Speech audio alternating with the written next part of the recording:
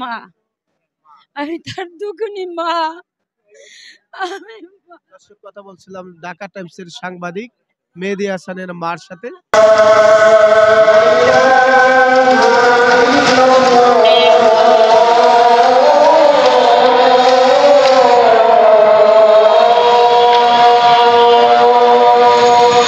নাম সাংবাদিক মেহেদী হাসান।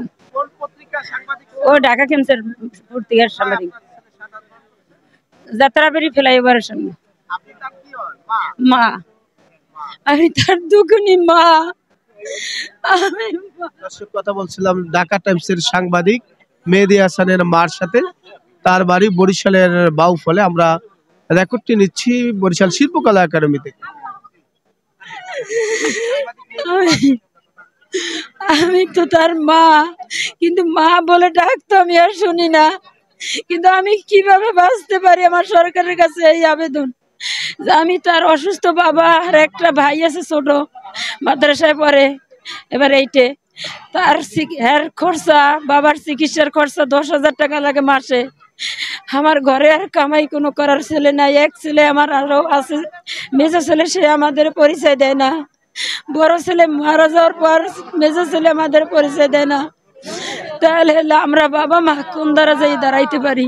এইটাই আমাকে সরকারের কাছে আবেদন যে আমরা কিভাবে চলতে পারি, এই সংসারটা কিভাবে চলতে পারে এটাই। আর ঢাকা টাইমস অনলাইন পত্রিকার সাংবাদিক ছিল, সিনিয়র রিপোর্টার। জি জি, সিনিয়র রিপোর্টার।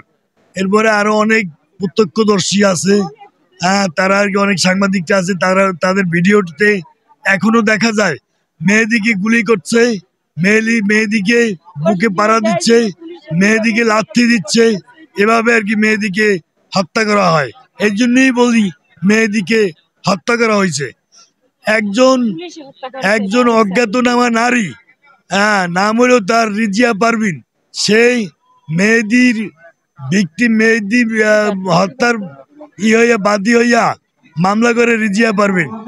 সেই মামলা রিজিয়াকে চিনি না, আমরা জানি না। সেই মামলার সহযোগিতা করে মেহেদীর স্ত্রী। পরে আমি আবার একটা মামলা করি। মামলা করার পরেই আমার মামলাটা থানায় এফআইআর নেওয়ার জন্য দেয় যাত্রাবাড়ি থানায়। যাত্রাবাড়ি থানায় এফআইআর না নিয়া যাত্রাবাড়ি থানায় 27শে জুলাই পুলিশ বাদী হয়ে একটা মামলা করে।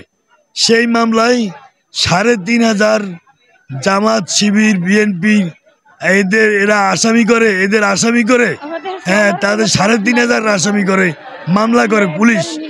আমি সেই পুলিশের মামলাটাও আদালতে প্রত্যাহার চাই।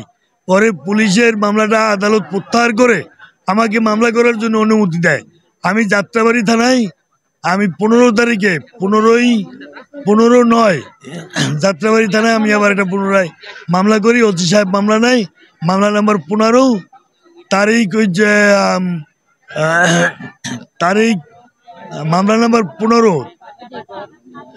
তারিখটা আমার পুরো মনে নেই আর কি, মামলাটার কাগজটা আছে। হ্যাঁ, এরপরে আর কি এইভাবে আমার দিন চলছে। এখন আমার ঔষধ চলছে না, আমার খাবার তাও আমার অর্ধেক বেলা চলে, অর্ধেক বেলা চলে না।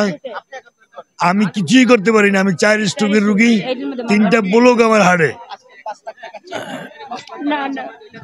আজকে যে বরিশাল বিভাগে যে চেক দিয়েছে শহীদ পরিবারদেরকে, এই চেক কি আপনি পেয়েছেন? চেক আমরা পাইনি, হয়তোবা কোথাও ভুল হয়েছে। সমন্বয়করা আমাকে বুঝাইয়া বলছে যে আমরাও আর কি চেক পাবো, হয়তো 2-1 দিন দেরি হবে, এইটাই বলছে আর কি। আর সকল শহীদরাই আমরা চেক পাবো। সেই চেকের জন্য আমাদের একটু অপেক্ষা করতে হবে 2-1 দিন।